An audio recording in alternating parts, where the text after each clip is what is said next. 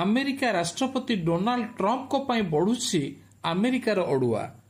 Donald ଟ୍ରମ୍ପଙ୍କ ଜିଦଖୋର ମନୋଭାବ ବିଶ୍ୱ ସମୁଦାୟ ନିକଟରେ କେତେବେଳେ ଆମେରିକାକୁ ଲଜ୍ଜିତ କରୁଛି ତ କେତେବେଳେ ନୂଆ ନୂଆ ଅଡୁଆ ପରିସ୍ଥିତି ସୃଷ୍ଟି କରୁଛି।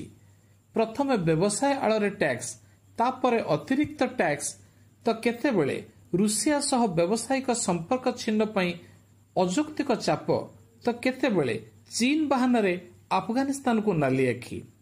ମାତ୍ର ଏବେ ଡୋନାଲ୍ଡ ଟ୍ରମ୍ପଙ୍କ ପାଇଁ ମୁଣ୍ଡ ବ୍ୟଥାର କାରଣ ହେଉଛି ଗାଜା, ଅର୍ଥାତ୍ ଇସ୍ରାଏଲ ଓ ପାଲେଷ୍ଟାଇନ ମଧ୍ୟରେ ମଧ୍ୟପ୍ରାଚ୍ୟରେ ଚାଲିଥିବା ଯୁଦ୍ଧ।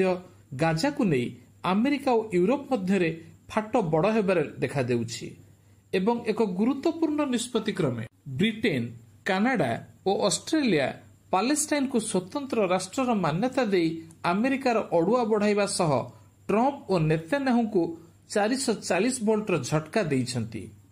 ଇସ୍ରାଏଲର ବଳପୂର୍ବକ ଗାଜା ନିଷ୍ପତ୍ତିକୁ ରାଷ୍ଟ୍ରପତି ଡୋନାଲ୍ଡ ଟ୍ରମ୍ପ ସମର୍ଥନ କରୁଛନ୍ତି ଓ ସହାୟତା ବି ଦେଉଛନ୍ତି।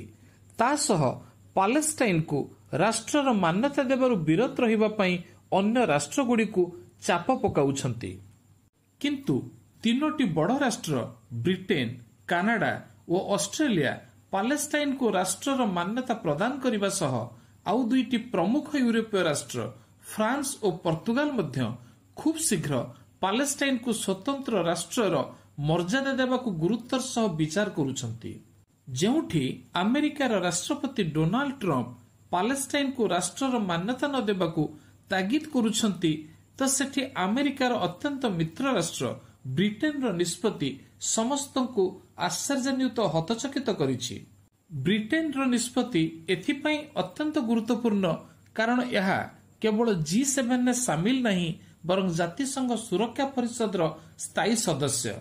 ଅତଏବ ଗାଜାକୁ ନେଇ ୟୁରୋପ ଓ ଆମେରିକା ମଧ୍ୟରେ ଯେଉଁ ଫାଟ ସୃଷ୍ଟି ହୋଇଛି ତାହା ଡୋନାଲ୍ଡ ଟ୍ରମ୍ପଙ୍କ ବିଫଳ ବିଦେଶ ନୀତି ଓ ଜିଦଖୋର ସାମ୍ରାଜ୍ୟବାଦ ବିସ୍ତାର ନୀତିର ପରିଣତି କହିଲେ ଅନ୍ୟଥା ହେବ ନାହିଁ।